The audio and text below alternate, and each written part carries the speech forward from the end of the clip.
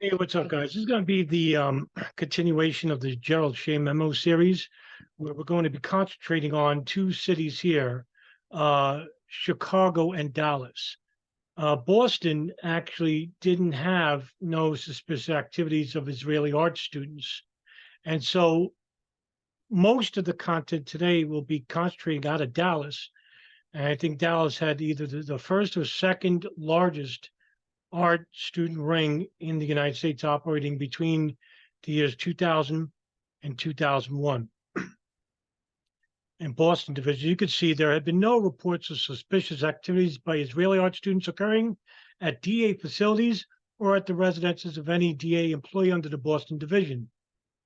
Now, Chicago division, on or around June 26, 2000, a male and female claiming they were Israeli art students visited the home of a diversion investigator. The male was described as Caucasian, 5'8", 160 pounds, dark brown hair, clean shaven, brown eyes, and early 20s. Female was described as 5'6", 160 pounds, long curly dark brown hair with blonde highlights, early 20s. The students left the residence without incident. On or around June 30th of 2000, a second set of Israeli art students arrived at the home of the same diversion investigator. These students were confrontational when asked to leave, and the police were called. The male was described as 5'6", 150 pounds, slim build, dark skin, no facial hair, very dark hair, early 20s. The female was described as 5'8", slim build, brown shoulder length hair, and early 20s. They did approach other homes in the diversion investigators' neighborhood. The Israeli students were seen entering a Chevy Astro van, steel gray in color, with darkened windows. Why would they need darkened windows? Unless they didn't want anybody to peer in the van. And that's all for the Chicago division. Not much of an active cell here. But that's not the case with Dallas. So on January 4, 2001, SPI contract guard William Armstrong purchased a painting for $200 from an Israeli art student. The transaction took place outside of the Dallas divisional office. Mr. Armstrong wrote a check payable to a Gail Blaine. Sometime in January of 2000, a male claiming to be an Israeli art student selling paintings visited the home of a DEA intelligence analyst and OPR senior inspector. The male was described as Caucasian in his mid-20s. The DEA employees did not purchase any artwork. On February 5th of 2001, security guard Armstrong observed an individual matching the descriptions of the Israeli art student enter an office building directly east of the Dallas divisional office. Mr. Armstrong notified the Federal Protective Services officers. The FPS officers responded to the location, located the individual, and conducted an interview. The Israeli art student claimed he was selling paintings. Nadas, Epic, INS Soundex, and state system checks were conducted for the above individual with negative results. So what's Nadas Epic? Well, let's Google and see what this is, because Nadas Epic should have something, right? So that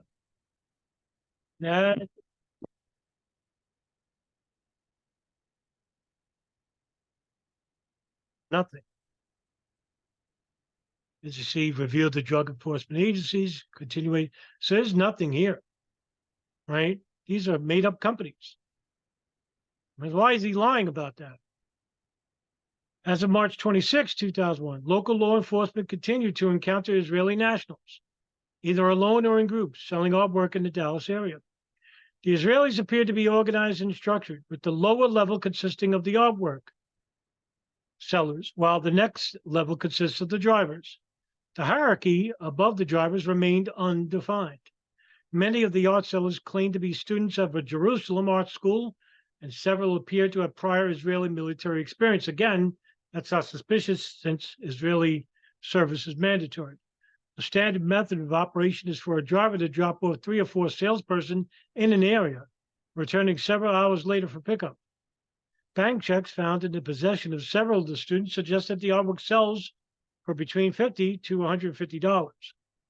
Several local law enforcement agencies have provided information to the DEA Dallas office pertaining to recent encounters. January 2nd, 2001, an officer of the Euless Police Department cited a 1995 Chevy van, white, California plate 3HX N005, parked with back doors opened behind a small office complex that was closed due to the Christmas New Year holidays. The officer's initial inspection showed 5 persons present and that the rear of the van was filled with 40 to 50 framed artwork. Neither the frames nor the artwork appeared to be high quality per the officer. The officer noted that the van and subjects were stopped in a non-residential area that consisted of a golf course, a chemical company, and a storage facility for a defense contractor. When questioned, the subjects indicated they were selling paintings in the area, but were evasive in answering questions thereafter, where they got to hide. For example, several subjects stated they were staying in Irving, Texas, but were not sure exactly where. The subjects were warned on the scene for selling paintings without a permit and released. Although all 5 subjects possessed passports, only name and date of birth information was recorded for each. All subjects were negative in law enforcement indices. 5 subjects were identified as Gilad Lifshitz, Betzalel Yaneh, Morin Miriam Betoin, Daria Sasson, and Karem Tuyevs.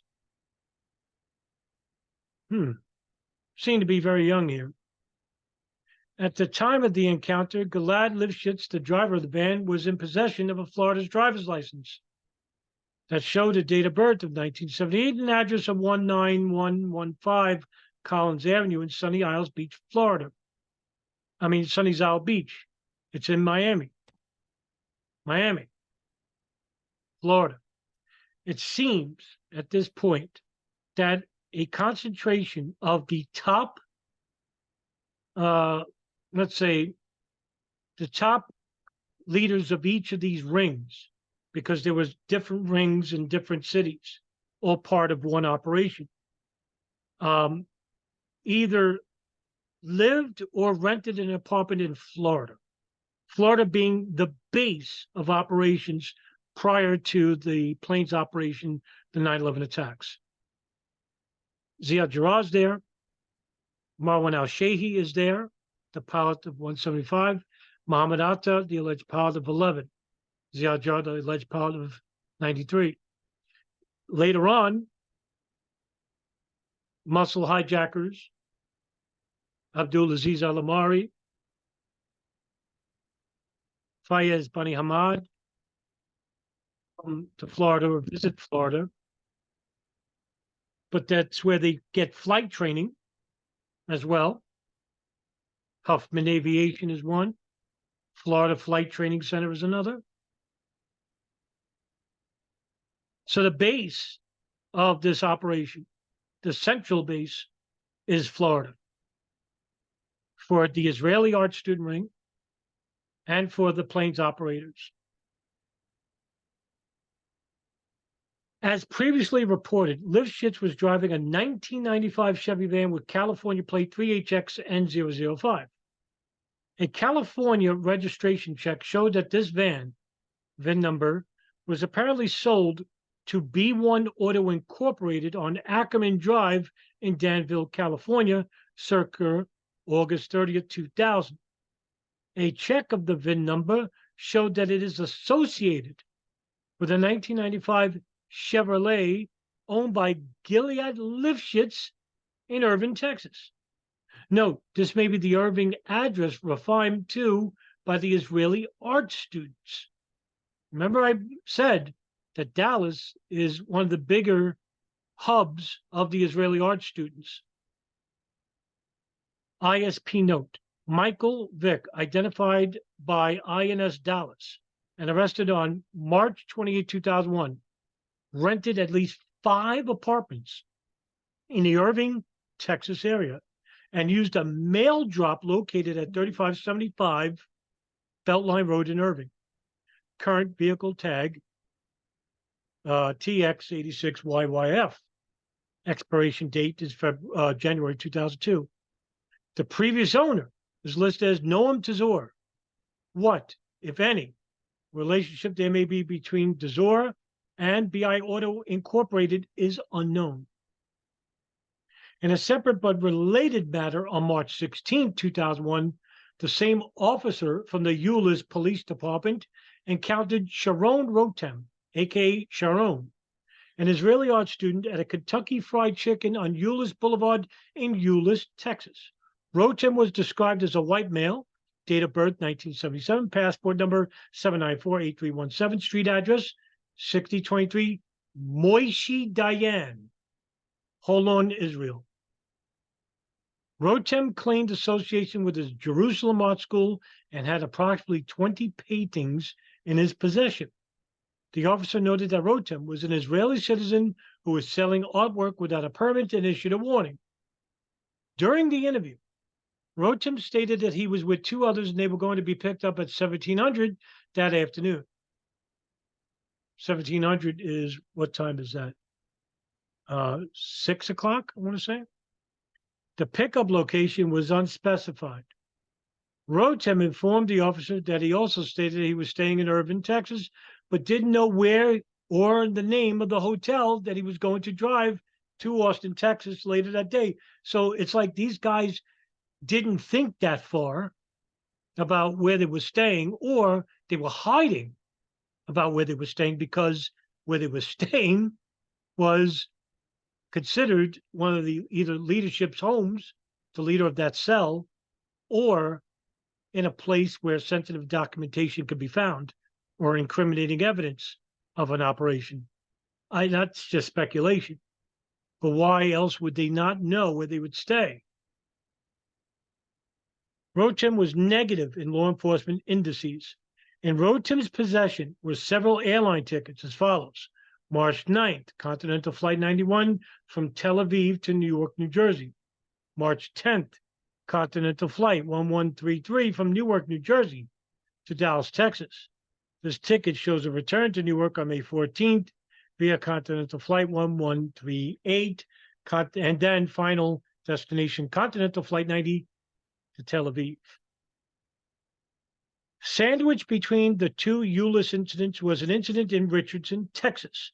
Per a Richardson Police Department report on March 15, 2001, officers were dispatched in reference to two females soliciting artwork. Once located, the subjects were identified via the Israeli passports as Maya Maimon and Nofir Bedihi. Both subjects were arrested for soliciting without a city permit. Prior to being interviewed by police officers, an unidentified male called the jail to inquire about the two female subjects, probably the team leader. The unidentified male was told he could come to the station to get further information. Two subjects arrived and were identified as Gadid Regev and Eyal Artzi. A conversation regarding bond and visitation issues ensued, after which the males left. During a search of the two female suspects' property, several checks were found. Most were filled in with the amount and signature, but the payee blank was void. Interesting. Also, during the search of Maimon's purse, a prescription for clorazepam prescribed to Marco Fernandez was found. It was determined that Fernandez was Maimon's boyfriend. 14 checks, the prescription, and $130 cash were placed in property as evidence. The paintings that the suspects were selling were also impounded. Maya Maimon was in possession of documentation showing her passport number as 5467894, date of birth 1978, nationality Israel, issue date October 18, 2000, expiration October 15th of 2010. Noafir Badihi was in possession of documentation showing her passport number as 5640993, with date of birth 1979, birthplace Israel. Among the various documents were airline tickets reflecting the travel of Maya Maimon and Marco Marabato from Dallas-Fort Worth Airport to Albuquerque, New Mexico via Delta Flight 2238 on March 24, 2001. Each ticket also reflected Delta Flight 1944 from Las Vegas to Dallas-Fort Worth on April 1st, 2001. Additional documents show that Marco Fernandez is to be the same as Marco Antonio Fernandez de Castro Marabato, passport number 993-900-39611, issuing state, Mexico, date of birth, 1999. Place of birth, Mexico, date of issue of the passport is 1999, expiration date, July of 2000. Gadi Regev was described as date of birth, 1975, nationality, Israel. Passport number 5454338, issuing post, Tel Aviv. Eyal Artzi's driver's license shows number, date of birth 1977, address Sandra Lynn Drive, Dallas, Texas, and is the owner of a 1993 Plymouth Acclaim Texas plates J7551B. Date registered of the passport, August of 2000, expiration date July of 2001. Another incident involving an Israeli art student who attempted to sell paintings at the residence of Special Agent Michael Durr in Flower Mound, Texas, on March 25, 2001, at approximately 17:30 hours. Special Agent Durr was slightly delayed when he opened the door. The art student had already departed and was approaching another house. Special Agent Durr called the Flower Mound Police Department, which responded. The art student was identified as David Susi, who was staying at an unspecified location in Irving, Texas. The student was not detained. And as you could see, these are all the names of the people involved with the Dallas, Texas ring. Gilead Lifshitz, Betzal Yani, Morem Miriar, Dana Sasso, Karen Tuyetz, Sharon Rotskum, and others, right? And that's the end. So this was a very interesting ring because these people were not surveilling power plants or just the homes of the Drug Enforcement Agency and the FBI. So it's very interesting to note that this section of the Israeli art student ring concentrated on the DEA, while other rings concentrate on the DA or other government facilities like defense contractors' homes or defense military installations, but not Dallas. Dallas was the Drug Enforcement Agency. It's very interesting. You know, I'm starting to piece together new things that are new to my head too. Like, I didn't know that certain Israeli cells in different cities would concentrate on different areas of the government. But they held all one thing in common, and that was signals intelligence. Because when you look at the background of these people that I'm showing you, not only were they serving in Israeli military, but specified skill sets. And also, they served in signals intelligence divisions related to Unit 8200, which is a very covert unit involving some of the best intelligence minds regarding signals intelligence, hacking, and all that type. So monitoring people via listening devices, reading emails, hacking into the email mainframes, hard drive mainframes, that's Unit 8200. And a lot of these people also served in the Israeli military at a higher capacity. Now, why would a lieutenant of an army regiment be involved with this operation? Unless they needed serious people with leadership skills, like leader cells of these art student rings, because there's over 200 people. That's a lot. You can't have a bunch of lackeys running these cells making mistakes all the time. You need a proven leader to lead these people, to know what to do in a very tense situation in a foreign land. You understand? So you can't, in other words, you can't put like a young kid in charge of this group here, because there's a couple of people in this group. Was it about 10, 12? Right? So you need a proven leader. So where would they get that? Well, they would get it with the military, the Israeli military. And that's why when you see military backgrounds on some of these people and that they led regiments, it's very interesting. No, why would they be involved? Well, that's one. I think that's the reason why, because they need somebody who won't crack under pressure if they're caught by law enforcement. And in this case, most all of these people are caught. And there's a reason for it. Okay. Now, the next video I'll make is Dallas INS investigative reports regarding the Immigration Naturalization Service regarding Dallas. And that's going to be very interesting because it concentrates on another cell. And I think this cell is led by Michael Gall, somebody that myself and Ryan Dawson, we talked about on his show regarding the Israeli art student rings and the moving companies when we talked about 9/11. This was up, I think, back in early spring. It was one of my favorite discussions. It was really good, great flow, and I'll link it at the bottom description and take a look. It was a very good discussion. So we talked about Michael Gall, and he was one of the leaders of the Dallas ring. So in my next video, we will talk about the Dallas Immigration Naturalization Service and the links between them and who they detained from the Israeli art student ring. Okay, guys, have a good night. See you in the next video.